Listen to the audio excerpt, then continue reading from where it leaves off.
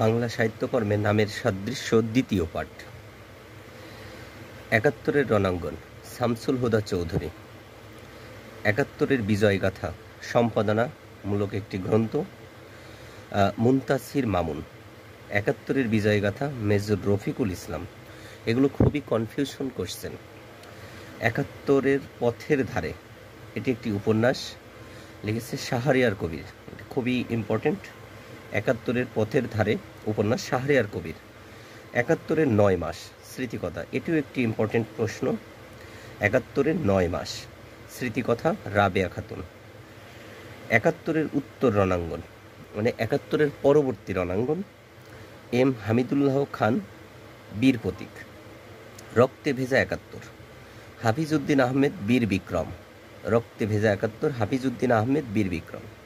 আমার ৭১, প্রবন্ধ গবেষণা, আনিসুজ্জামান।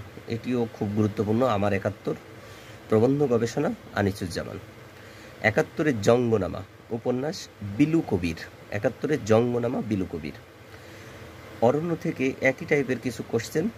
অরণ্য গোধূলি, এটি একটি উপন্যাস, বন্দে আলী মিয়া রচিত। অরণ্য গোধূলি। অরণ্য বহি, উপন্যাস, তারাশঙ্কর বন্দ্যোপাধ্যায়। তারাশঙ্কর বন্দ্যোপাধ্যায়। নেকড়ে অরণ্য, এটা বহুবার চাকরির পরীক্ষায় এসেছে। এটি একটি উপন্যাস, শওকত ওসমান। নষ্ট জ্যোৎস্নায় এ কোন অরণ্য। নষ্ট জ্যোৎস্নায় এ কোন অরণ্য, উপন্যাস, রশিদ হায়দার। ক্রোমিয়াম অরণ্য, science fiction, Mohammad Zafar Iqbal. Science fiction হওয়া মানে মোহাম্মদ জাফর ইকবাল রচিত। এবার আসছে আরণ্যক। আরণ্যক উপন্যাস, বিভূতিভূষণ বন্দ্যোপাধ্যায়। আরণ্য জনপদে, ভ্রমণ কাহিনী, আব্দুস সাত্তার। বাংলা সাহিত্যকর্মে নামের সদৃশ্যর এই বিষয়গুলো বারবার শোনা এবং লেখা এবং পড়া উচিত, তাহলে ভালো ফলাফল পাওয়া যাবে। ধন্যবাদ সকলকে।